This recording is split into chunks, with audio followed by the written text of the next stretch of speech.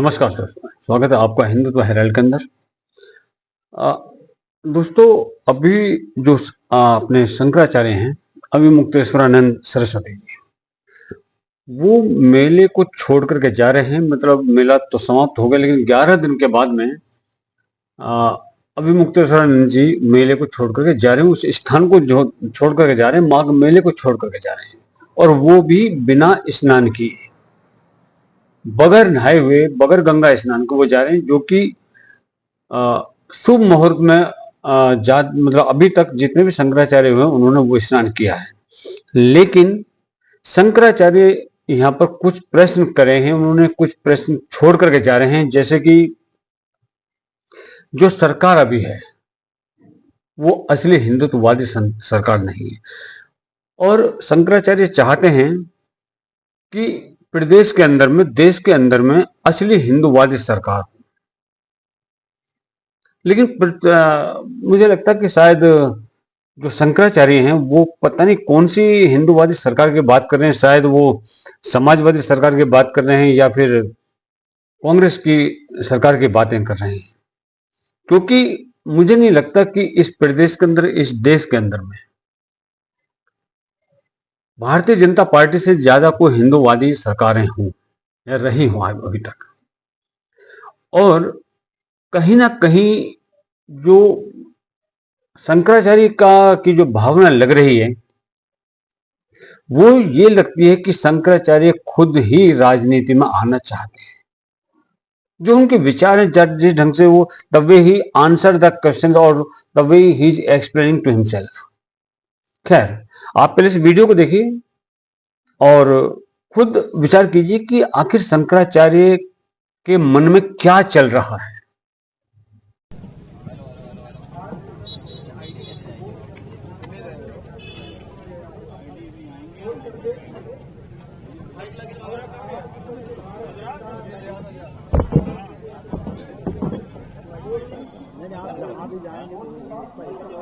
इसका कोई फायदा नहीं मिलेगा। प्रशासन जो है उसका बहुत माहौल बनेगा जहाँ भी आप जाएंगे।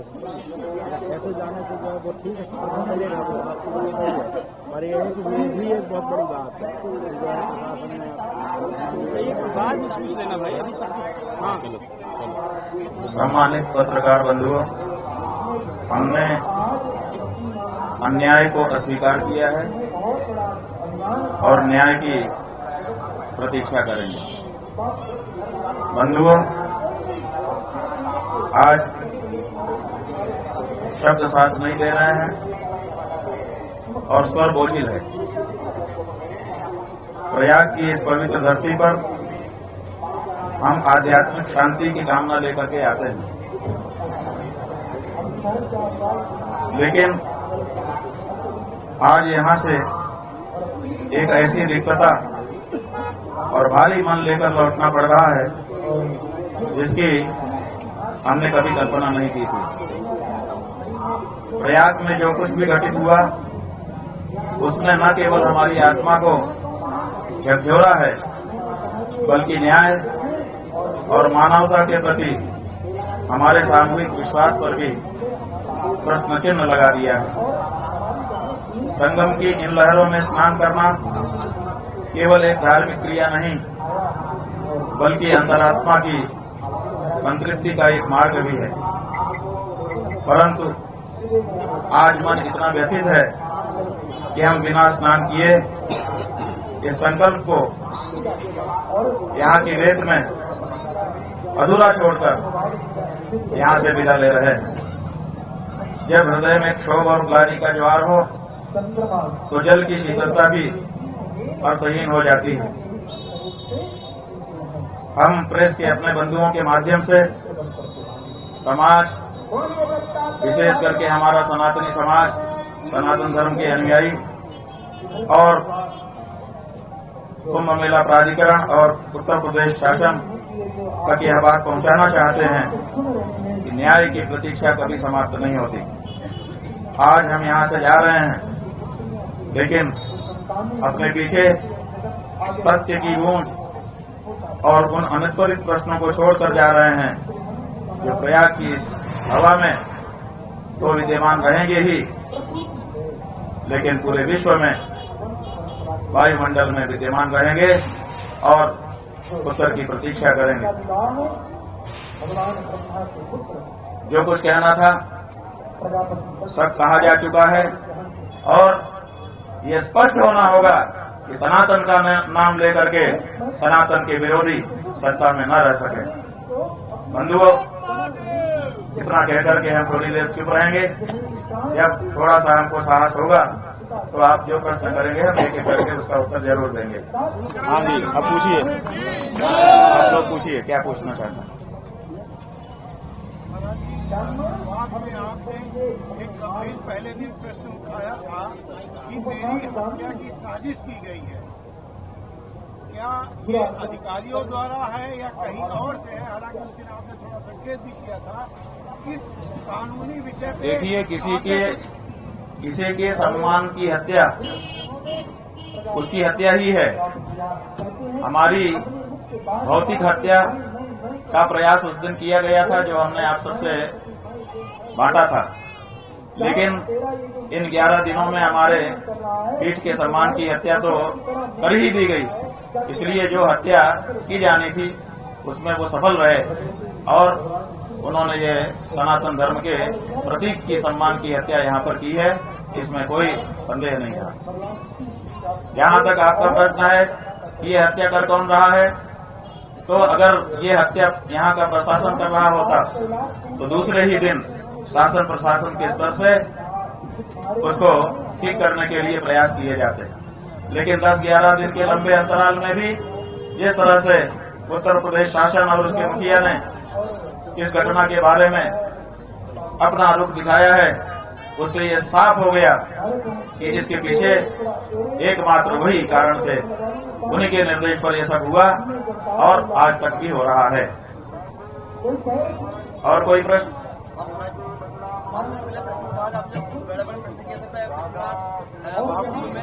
थोड़ा जोर बोलना पड़ेगा। आपने सवाल कहा था पहले, उसी के कारण इतना बड़ा घटनाक्रम हुआ है।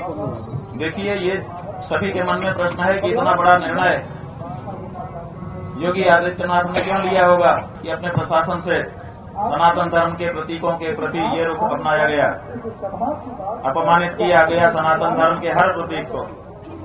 तो इसके पीछे अभी तक निकल करके जो जवाब आया है, जन जन ये कह रहा है कि ये सब आपके 2 कारणों से है। एक तो कुंभ में आपने आदित्यनाथ योगी को भगदड़ का जिम्मेदार ठहराया था।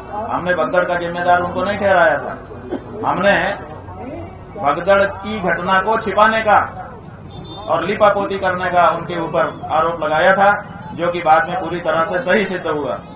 और दूसरा, गौ माता की रक्षा की जो आवाज हम उठा रहे हैं वो भारतीय जनता पार्टी की शासित सरकारें करना नहीं चाहती हैं, और इसीलिए गौ माता की रक्षा के लिए जो आवाज उठे उसको चुप कराने के क्रम में ये सब हमारे साथ किया गया है।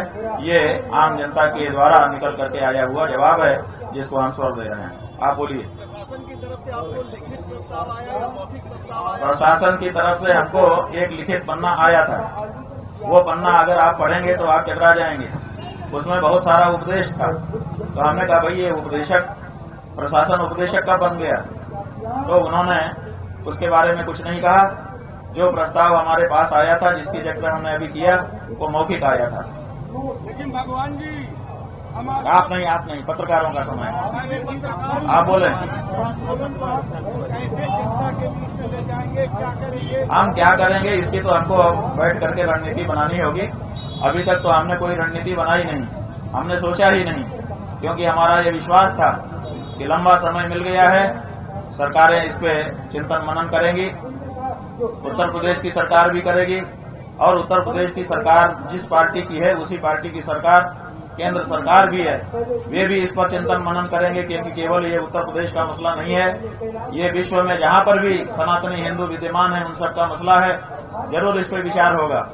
इसलिए हम भरोसा करके, आशा करके बैठे हुए थे, लेकिन आज 11 दिन के बाद वो आशा हमारी टूटी है। और इसीलिए अब इस बारे में हम जो हमारे सहयोगी लोग हैं, चिंतक लोग हैं, उनको बुलाएंगे और बुला करके उनके साथ बैठेंगे और एक रणनीति बनाएंगे और उसकी घोषणा आपके माध्यम से करेंगे और उसका क्रियान्वयन करते हुए सनातन धर्म के मान्य प्रतीकों की रक्षा के लिए जो भी करना होगा वो सब करने के लिए अब आगे बढ़ेंगे, क्योंकि सनातनी असहाय हो रहा है।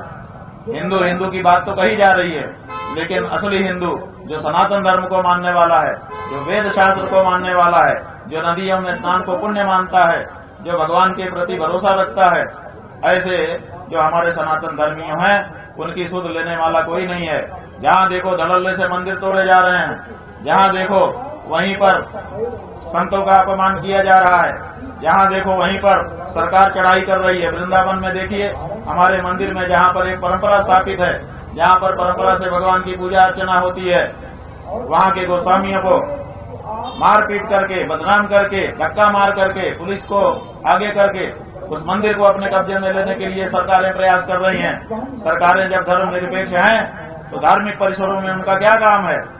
ये सब जो चीजें हो रही हैं, इनका प्रतिकार तो सनातनियों की ओर से किसी न किसी को करना होगा। हमने ये निश्चय किया है कि सनातनियों को न्याय दिलाने के लिए हम आगे आएंगे और जो भी करना होगा वो सब करेंगे, लेकिन इसकी योजना बनाने के बाद।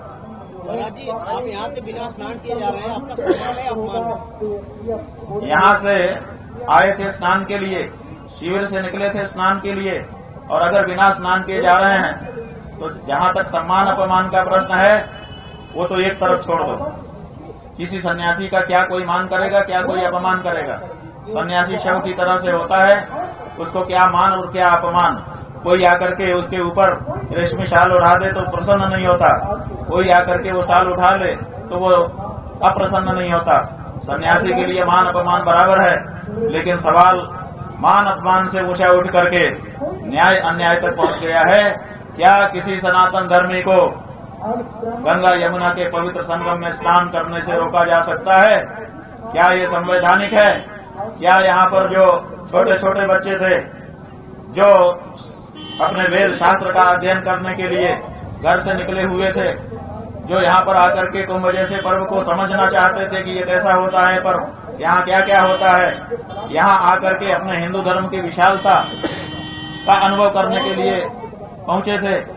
यहाँ पर जो दंडी स्वामी आए थे, यहाँ पर जो हमारी साध्वियां आई थी, यहाँ पर जो हमारे बुजुर्ग आए थे, उन सब का जो अपमान किया गया और उनको स्नान से वंचित किया गया। अब यहाँ पर न्याय और अन्याय की लड़ाई है, संविधान और धर्मशास्त्र की लड़ाई है। और भारत जैसे देश में जहाँ बहुसंख्यक सनातनी रहता है, उसी देश में जिसमें वो सर्वाधिक संख्या में हो, उसी देश में उसका और उसके प्रतीकों का अपमान करने की लड़ाई है। इसलिए मान अपमान से ऊपर उठकर अब तो ये न्याय और अन्याय की लड़ाई हो गई है, और इसको लड़ करके जीतना बहुत जरूरी हो गया है सनातनियों के लिए। हाँ जी, एक एक करके पूछे, आप पूछिए।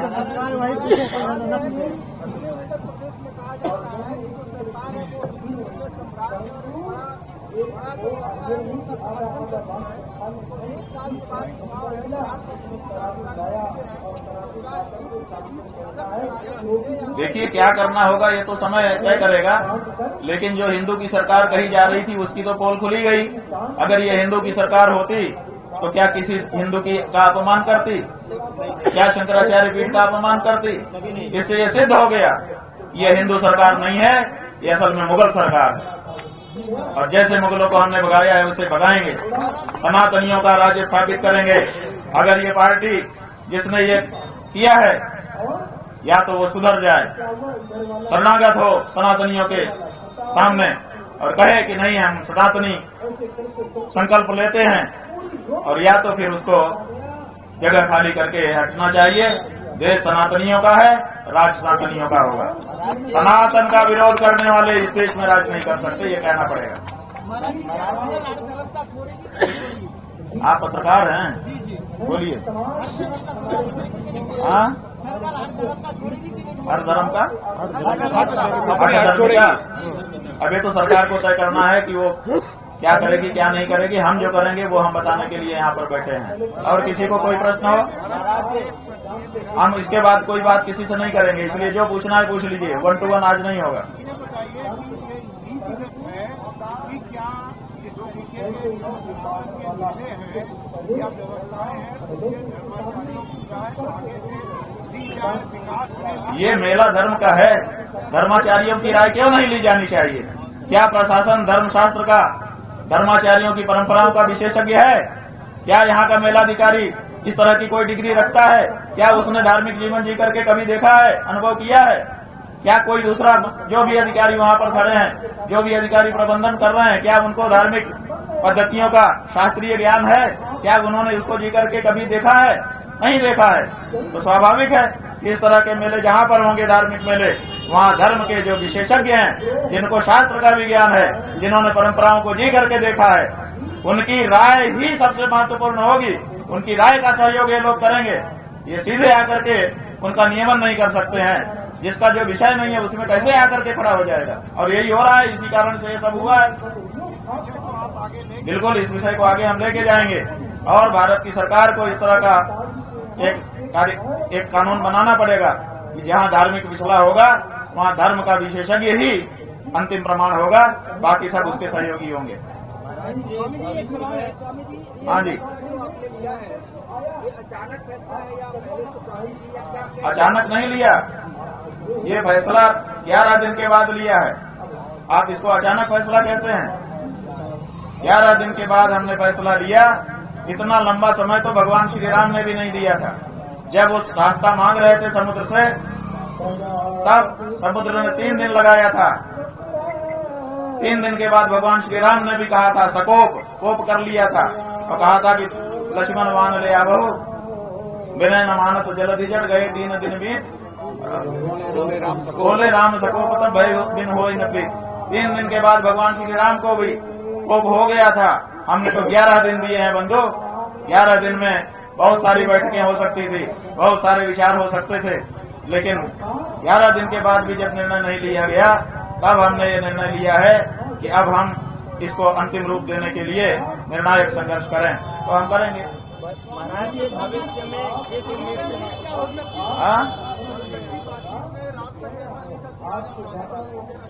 बात यह है कि हम जाने वाले हैं कि नहीं जाने वाले। हमने कहा था हम निर्णय करेंगे, हमने किया। इसमें दूसरा कोई क्या बता सकता है? प्रशासन और सरकार ने जो प्रस्ताव भेजा, आप बताइए, वो हमको सुविधा दे रहे हैं कि आपको हम पालकी में ले जाके ना लाएंगे। क्यों ले जाओगे? जब हम पालकी में तुम्हारी तरफ से जाना गलत था तो क्यों ले जाओगे? और दूसरे हम आगे के लिए चारों शंकराचार्यों की एसओपी बनाते हैं। तो जब तुम ये बना सकते थे तो तुमने पहले क्यों नहीं किया? और जो मारपीट किया है, जो अपमान किया है, उसके बारे में एक शब्द नहीं। इसका मतलब कि मारपीट करवा के बच्चों का हम माहौल बनाएं और अपनी सुविधा ले लें। ये हमारी अंतरात्मा पर कितनी बड़ी चोट वो पहुंचा रहे हैं अपने प्रस्ताव से। क्या इस प्रस्ताव को कोई भी चेतनावान व्यक्ति स्वीकार कर सकता था? इसीलिए हमको लगा कि अब देर नहीं करना चाहिए, तत्काल यहाँ से निकलना चाहिए, क्योंकि ये लोग हमको लोभ लालच दे करके हमारी जो टेक है, जो हमारे मन में पीड़ा है कि सनातन धर्मियों को मारा पीटा गया, उससे विरत करना चाहते हैं। ये अभी भी उसी टैक्टिस पर है कि आपको हम ये सुविधा देते हैं, ये सुविधा देते हैं, आपका ये सम्मान करेंगे, आप मान जाइए। अरे जो आपने पाप किया है उसका क्या होगा? तो इसीलिए हमने कहा था कि हम 1 दिन पहले बताएंगे। बिल्कुल आप इस दृष्टि से अगर कह रहे हैं तो ठीक है, लेकिन हमको लगा कि अब यहाँ पर रहना ठीक नहीं है। इनकी नीयत अभी भी पछतावे की नहीं है, इनकी नीयत अभी भी अपने अपराध को स्वीकार करने की नहीं है। अभी भी ये अपनी अकड़ पे ही रहना चाहते हैं, केवल सरकारी रेवड़ी बांट करके ये हमको अपने जाल में फंसाना चाहते हैं। और इसीलिए हमने निर्णय लिया कि अब हम यहाँ से निकल जाएं। इसलिए अब यहाँ पर हमारा प्रस्थान सुनिश्चित किया।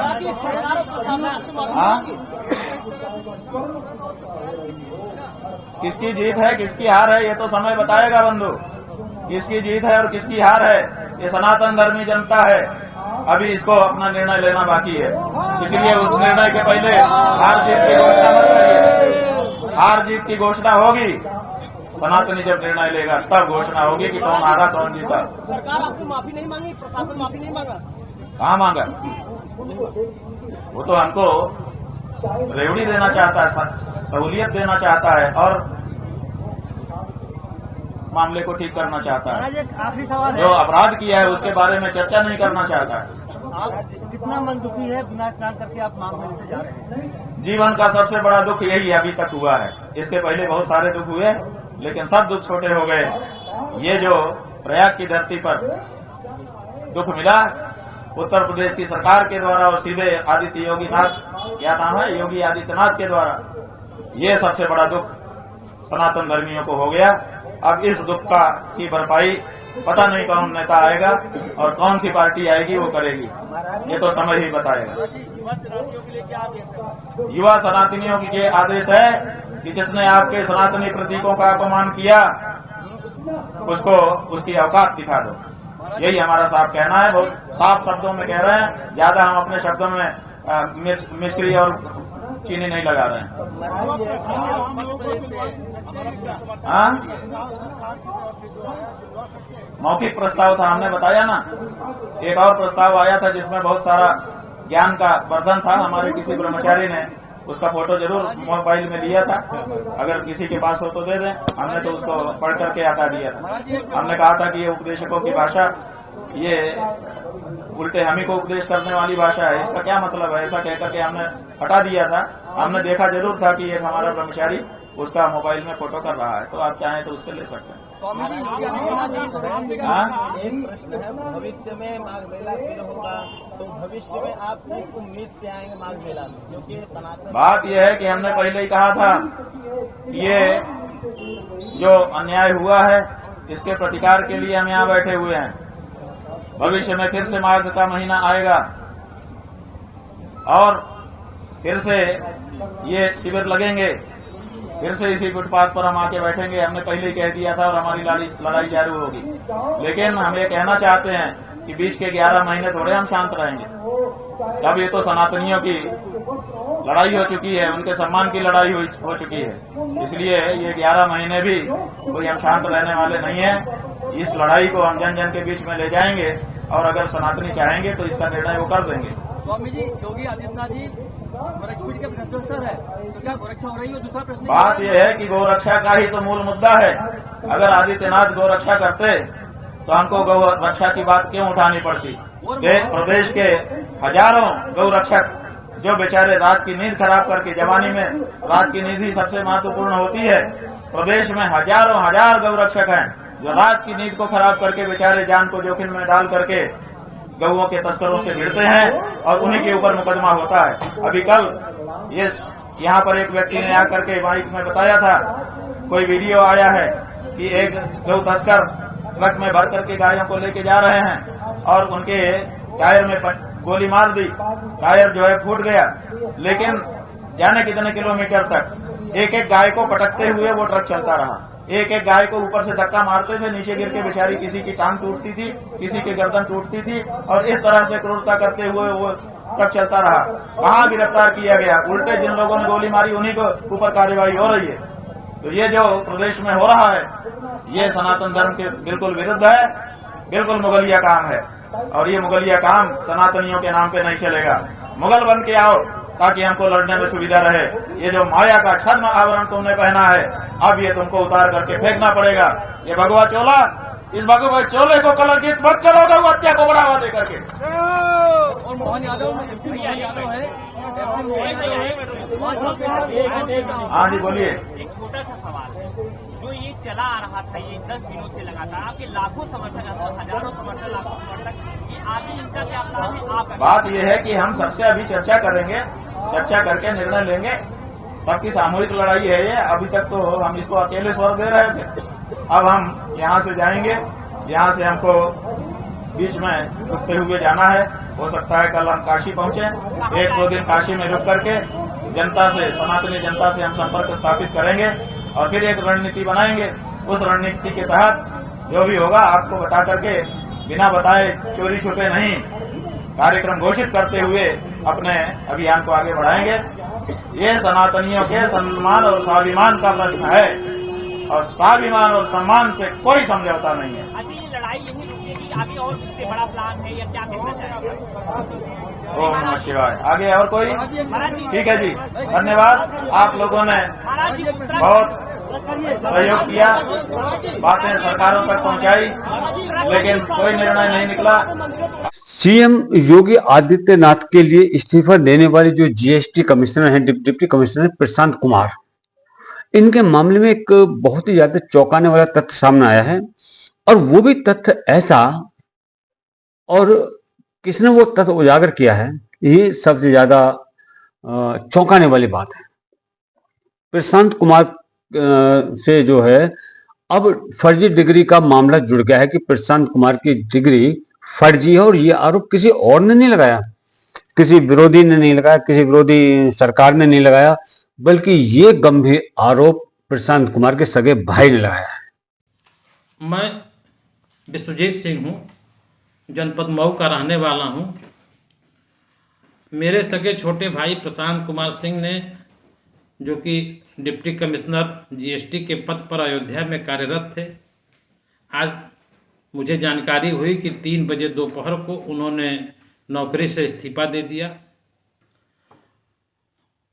प्रशांत कुमार सिंह का डेट ऑफ बर्थ 28/10/78 है। उन्होंने 27/10/2009 को 31 साल की आयु में सीएमओ मऊ को धोखा देते हुए एक नेत्र रोग में विकलांग सर्टिफिकेट बनवाया। उस विकलांग सर्टिफिकेट के तहत लोक सेवा आयोग उत्तर प्रदेश को धोखा देते हुए 2011 बैच में पीसीएस की नौकरी पाई। 16/8/21 को मुझे ज्ञात हुआ कि प्रशांत कुमार सिंह ने दिव्यांगता के आधार पर नौकरी पाई है, तो मैंने सीएमओ मऊ से 16/8/21 को संपर्क किया। सीएमओ मऊ द्वारा उनकी पत्रावली जांची गई, प्रथम दृष्टया संदिग्ध पाई गई। सीएमओ मऊ द्वारा अपर चिकित्सा निदेशक स्वास्थ्य आजमगढ़ मंडल आजमगढ़ को पत्र लिखकर उनका मेडिकल एग्जामिनेशन करने के लिए कहा गया। स्वास्थ्य अपर चिकित्सा निदेशक आजमगढ़ मंडल ने 28/9/21 और 7/10/21 को 2 बार मेडिकल बोर्ड गठित कर प्रशांत कुमार सिंह को मेडिकल बोर्ड के सामने बुलाया, परंतु वे मेडिकल बोर्ड के सामने हाजिर नहीं हुए। सीएमओ मऊ द्वारा 30/11/22 को जीएसटी कमिश्नर उत्तर प्रदेश को पत्र लिखा गया, लेकिन वे फिर भी मेडिकल बोर्ड के सामने हाजिर नहीं हुए। तब मेरे द्वारा सीएमओ मऊ को दोबारा संपर्क किया गया।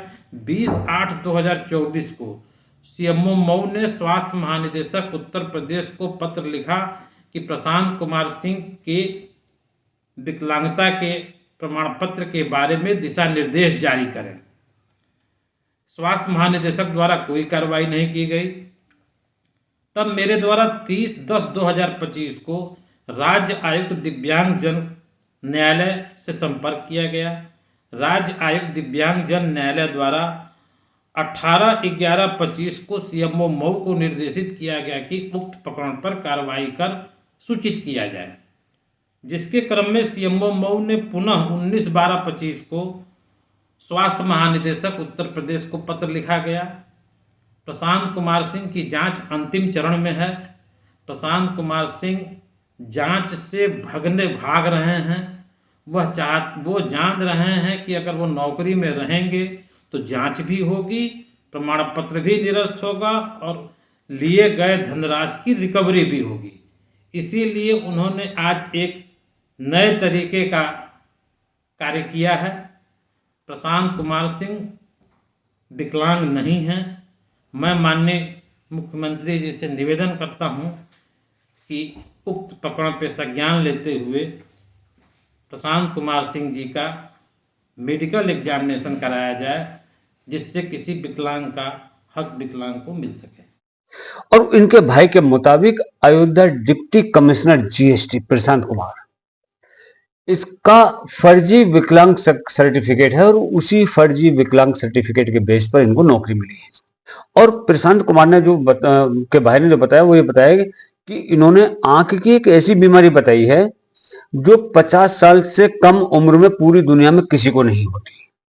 तो बोले यूजीसी के उससे मैं रिटायरमेंट ले लेता हूँ, डिस्चार्ज रिजाइन कर देता हूँ, तो मेरे ऊपर कोई भी ना तो जांच होगी ना मेरे से रिकवरी ली जाएगी।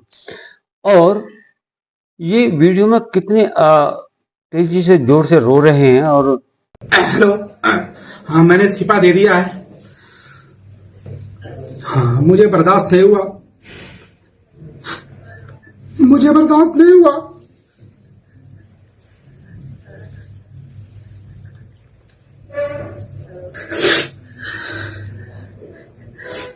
जिसका नमक खाते हैं उसका सिलावा अदा करना चाहिए। मुझे बर्दाश्त नहीं हुआ।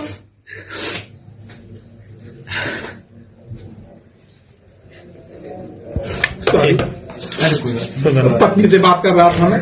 मेरी 2 बेटियां हैं। 2 रात में सोया नहीं था और बहुत पीड़ा में था मैं।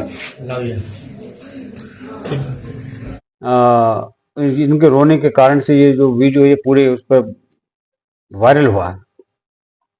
अभी क्या है कि मोदी को भी और अमित शाह को दोनों को अच्छे से पता है कि अगर 2027 में उत्तर प्रदेश में योगी आदित्यनाथ तिवारा मुख्यमंत्री बन गए तो वो सिर्फ यूपी के ही सीएम नहीं रहेंगे बल्कि वो सीधे प्रधानमंत्री पद के दावेदार बन जाएंगे। और यही बात एक इंटरव्यू में अखिलेश यादव भी बोल चुका है। मतलब विपक्ष ही नहीं, सत्ता के भीतर भी ये डर खुल करके स्वीकार किया जा चुका है कि अगर ये इलेक्शन जीते तो योगी जी प्रधानमंत्री पद के उम्मीदवार होंगे। अब सवाल ये आता है कि योगी को कमजोर किस तरह से किया जाए। तो उसी दिन से कहानी शुरू होती है जब केशव प्रसाद मौर्य जैसा नेता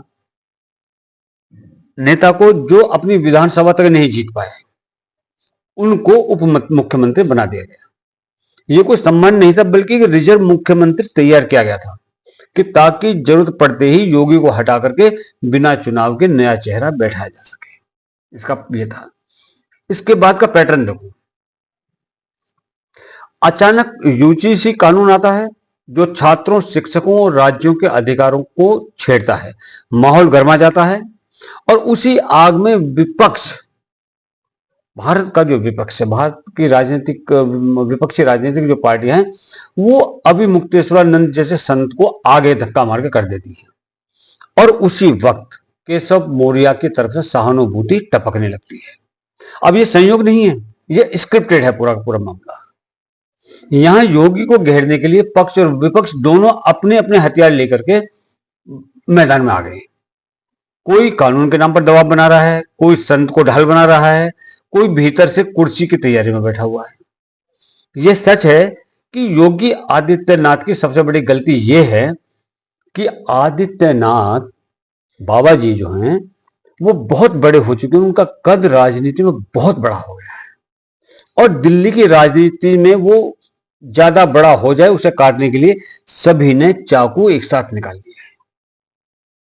अब यूपी की जनता अगर इस खेल को समझ नहीं पाती या समझती नहीं है तो एक दिन फिर वही होगा, चेहरा बदलेगा, नीतियां नहीं। और फिर लोग पूछते फिरेंगे कि सत्ता में रहकर भी हमारे हिस्से में सिर्फ तमाशा ही क्यों आता है। अब ये यूजीसी का कानून आ गया, इसको लेकर काफी हंगामा हुआ और आनंद फानंद ने एक कमेटी बनाने की घोषणा कर दी। लेकिन कमेटी का स्वरूप अभी तक सामने नहीं आया। दूसरी तरफ शिक्षा मंत्री कह रहे हैं कि इस कानून का दुरुपयोग नहीं होने देंगे, लेकिन इस कानून में इतने सारे कानून हैं जिनका आज भी दुरुपयोग होता है, तो इसकी क्या गारंटी है। लेकिन हैरानी की बात यह है कि केंद्र सरकार ने यह कानून बनाया है, इसके बाद शिक्षा मंत्रालय भी इसमें शामिल है, लेकिन सभी विरोध प्रदर्शनों का केंद्र केवल उत्तर प्रदेश है। और सवाल अब ये उठता है कि इन प्रदर्शनों का केंद्र केवल उत्तर प्रदेश ही क्यों है, क्योंकि ये कानून तो पूरे भारत के लिए है और उत्तर प्रदेश के अलावा भारत के किसी भी प्रदेश में इस टाइप का विरोध प्रदर्शन नहीं हो रहा। करणी सेना, लखनऊ में इतना हंगामा क्यों है? हाँ, करणी सेना लखनऊ में इन्होंने बहुत ज्यादा हंगामा किया हुआ है और ये उसी तरह की कोशिश है। इन सबको मिलाकर आपको उत्तर प्रदेश की राजनीति करनी है, आपको उत्तर प्रदेश की राजनीति ही करनी है और कुछ नहीं। लेकिन ऐसा क्यों हो रहा है, इसे समझने के लिए आप तुलना करें तो योगेंद्र यादव ने 2022 में कहा था कि हमने अखिलेश जी के लिए बहुत अच्छी फील्डिंग बैठाई है, पिच तैयार की थी, लेकिन वो बैटिंग नहीं कर पाए। तो अब आप समझ सकते हैं कि उत्तर प्रदेश में 1 या 2 साल पहले नहीं, राजनीति की बागडोर इस तरह से सेट की जाने लगी कि लोग भ्रमित हो जाएं, लोग उसके जाल में फंसते चले जाएं और फंसते चले गए और अपनी मर्जी के मुताबिक सरकार बदल देते थे। लेकिन उन्हें यह साबित करना होगा कि वो क्षत्रिय हैं और इसलिए वो ब्राह्मणों को टॉर्चर कर रहे हैं। ये चीज इन लोगों को साबित करनी होगी। वो क्षत्रिय हैं, कोई शक नहीं, लेकिन वो क्षत्रियों को भी टॉर्चर कर रहे हैं, केवल ब्राह्मणों को नहीं, क्षत्रियों को भी टॉर्चर कर रहे हैं। जैसा आपने करणी सेना का मैंने नाम लिया, तो ये सभी करणी सेना और तथाकथित बाबा जिनके सर पर शंकराचार्य लिखा है, वो ब्राह्मण बन गए। तो कुल मिलाकर ये एक ड्रामा है, एक मायावी दुनिया है। एक तरह से इस देश के, बल्कि अगर मैं कहूँ कि उत्तर प्रदेश के जो ब्राह्मण समाज है उसको वर्ग लाने की कोशिश है। उत्तर प्रदेश की राजनीति जो है वो एक मायावी राजनीति है और उत्तर प्रदेश के इन सभी किरदारों का एक खिलाड़ी जो है वो एक अलग खिलाड़ी है, जो खेल खेल रहा है और वो इन सभी को गोटियों की तरह से बैठा रहा है। शुभ मुहूर्त में स्नान करने से बेहतर और क्या हो सकता है। जहां तक शंकराचार्य की बात है, तो बात यह कि कोई भी व्यक्ति हो, वो तो शंकराचार्य हैं, बहुत ऊंचे स्थान पर बैठे हैं, उनका बहुत ऊंचा स्थान है, लेकिन एक आम नागरिक भी हमेशा शुभ मुहूर्त के अंदर में स्नान करना चाहता है। लेकिन ये व्यक्ति कह रहा है कि उसने अपनी गरिमा खो दी और वो अब स्नान नहीं करेगा। आप कह क्या रहे हैं? कह रहे हैं कि भले ही मुझे कुछ थप्पड़ पड़े, लेकिन एक व्यक्ति शुभ मुहूर्त में ही स्नान करना चाहता है। आप शंकराचार्य हैं, आपने राजनीति की, आपने कहा कि आप सब कुछ छोड़ देंगे, आपने अनशन किया, जल और अन्न छोड़ दिया, लेकिन 3 दिन के बाद में तीसरे दिन ही आप उस जगह से उठ करके अपनी वैनिटी वैन के अंदर में जा बैठे और आपने अपना खाना पीना वहां पर चालू किया। आपने सिर्फ इस देश के हिंदुओं को, सनातनियों को एक धोखा दिया है। तो ये सभी मायावी किरदार हैं। पुलिस ने वहां जो मनमानी दिखाई, उसकी वजह से जो लोग कभी कभी भावुक हो जाते हैं कि भी पुलिस ने बहुत गलत किया, लेकिन सच ये है कि धीरे धीरे सभी के चेहरे खुलेंगे और प्रक्रिया शुरू होगी। अगर आपको स्नान नहीं करना था तो अब आपको ये फैलाने की जरूरत क्या थी? आप 50 कदम चल करके भी गंगा स्नान कर सकते थे, लेकिन आपने वो नहीं किया क्योंकि आपको एक ड्रामा क्रिएट करना था। आपको यह साबित करना था कि इस प्रदेश की सरकार हिंदुओं के विरोधी है, सनातन की विरोधी है, जो कि आप नहीं कर पाए। आपको पालकी में जाने की क्या जरूरत थी? और अब आप वहां से भाग रहे हैं। तो क्या हमें कहना चाहिए कि जो टूल किट वो लाए थे, जो विरोधी टूल किट लाए थे, वह ब्राह्मणों का प्रतीक था। यह हमारे धर्म का दुर्भाग्य है कि एक ऐसा व्यक्ति जिसके माथे पर शंकराचार्य लिखा हो और लोगों की भावनाएं उस शब्द से जुड़ी हो, इसलिए हमने कहा है कि हमें काल नेमी के जाल में नहीं फंसना चाहिए। लेकिन कुछ दिनों के बाद में हनुमान जी का जो भी भ्रम टूट गया था, फिर हनुमान जी ने उस काल नेमी को उसके अंजाम तक पहुंचाया। तो हनुमान जैसे लोग भी इस काल नेमी को पहचान लेंगे कुछ समय में, थोड़ा समय लगेगा, लेकिन यह निश्चित है कि योगी आदित्यनाथ को हराया नहीं जा सकता। लेकिन योगी आदित्यनाथ अगला निशाना होंगे, चाहे वो शंकराचार्य हो या यूजीसी की राजनीति या नाटक के नए किरदार, उन सभी का इस्तेमाल किया जा रहा है इसके अंदर। और 2 नए किरदारों का जिक्र, उनमें से 2 मजिस्ट्रेट हैं, एक अग्निहोत्री और एक प्रशांत। ये भी बड़े अजीब हैं दोनों। उनमें से एक ने योगी आदित्यनाथ के समर्थन में इस्तीफा दे दिया और दूसरे ने मुक्तेश्वरानंद के समर्थन में। ये समाजवादी पार्टी का भी एक किरदार है। अगर हम इसे जनता के नजरिए से देखें तो उनमें से एक ब्राह्मण था, अलंकार अग्निहोत्री। जब उसने शंकराचार्य से लड़ाई की तो उसने हार मान ली। दूसरा किरदार सुबह सुबह अपनी पत्नी को फोन करके बच्चों की तरह रो रहा था कि एक आम आदमी सोचेगा कि ये लोग भावुक हैं। उत्तर प्रदेश में कोई भी सरकारी अधिकारी भावुक नहीं होता, ये भ्रष्ट लोगों का झुंड है।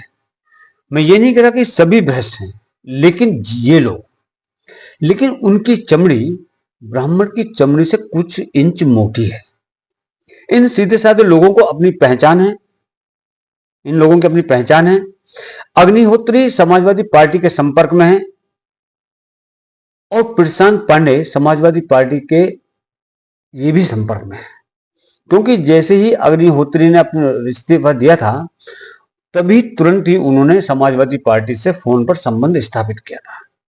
वो चुनावों की तैयारी कर रहा है, वो उन ब्राह्मणों को गुमराह करना चाहता है जो बीजेपी को वोट दे रहे हैं या बीजेपी के कोर वोटर हैं, क्योंकि बीजेपी उनकी सुरक्षा सुनिश्चित करेगी। वह ऐसे लोगों को वहां ला करके उन्हें ब्राह्मण आत्मसम्मान का प्रतीक बनाना चाहते हैं, ताकि उत्तर प्रदेश के बीजेपी के वोट में बड़ी संख्या में ब्राह्मण हों। अगर आप ऐसे धोखेबाजों से वोट बैंक का 5-10% भी बांट देते हैं तो प्रेरित है, तो भाई अच्छा ये प्रेरित होना भी तो हुआ। तो ये अगर राजनीति से प्रेरित है, इन्होंने किससे बात की? वो तो इस्तीफा देते ही माता प्रसाद पांडे से बात कर लेगी तुरंत माता प्रसाद पांडे से बात कर ली। कुछ दिन में देखिएगा वो अखिलेश जी के यहाँ मिलेंगे। तो प्रशांत कुमार सिंह ये तो सीएम की तारीफ कर रहे हैं। तो सीएम की तारीफ करें, सीएम की वो चाहते हैं, सीएम के आस्था के प्रति उनका लगाव है, इस नाते वो किए हैं। मीडिया आपको ये कभी नहीं बताएगा कि धोखेबाज कौन है, प्रशांत कुमार सिंह या अवस्थी।